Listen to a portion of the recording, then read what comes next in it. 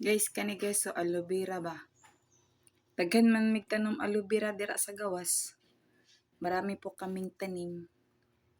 Oo, nanghingi po ako sa kapitbahay namin. It was months ago. I think it was last year. Tapos, marami. So, sabi nga nila, itong aloe vera, nakakatulong po ito to moisturize our skin. Saka pang pang minimize sa mga wrinkles. Ayan, sinubukan ko. First time kong naglagay nito sa ko. Hindi first time, nagamit ko naman to dati. Pero first time akong nag-video. Tamang-tama, hindi pa po ako nakaligo. So, kailangan ko to i-stay for, just leave for a few minutes. Wala na alum, ma. Wala na alum. Wala na di ay.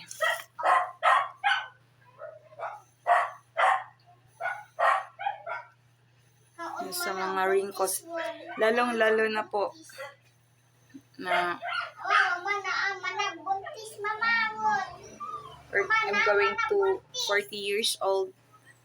Na 38 pa po ako ngayon. So alam mo na, lumalabas na yung mga fine lines dito sa skin natin. Wrinkles. Oh my God! So, oops. Need to minimize that. Not to minimize, but just to, yes, to minimize.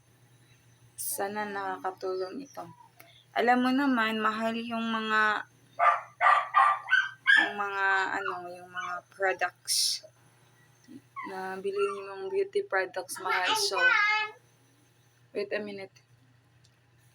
So, tayong mga mami na maraming bata at saka low po yung budget kasi inuuna po natin yung pagbili ng bigas, ulam, yun. So, gawa-gawa lang po tayo ng paraan. Yung mga natin kasi mahal na yung mga pang-moisturizer, yung pang-moisturize instead of buying those products. So, marami naman nahagbong.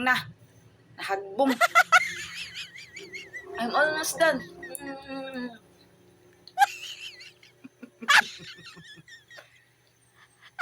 Slide kasi pag ginaganon, slide, nahulog yung malaking part.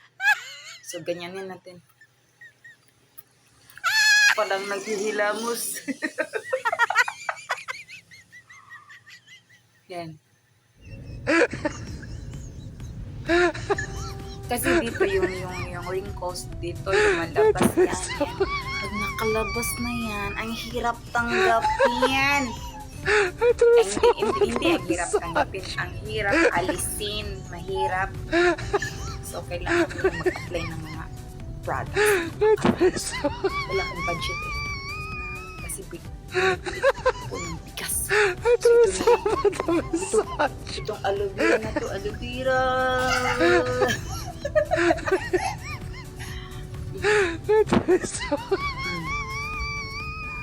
Pisati natin, pisati. Wala. Nahaglong na. Wala na. I-massage. Ayan. So, leave for 15 minutes. Massage. Dito. Kasi dito lumalabas yung mga wrinkles. Gusto kitang alisin. Pero hindi maalis kasi. Ganyan talaga. Just normal.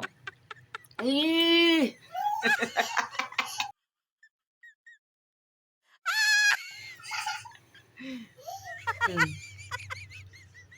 So, natural.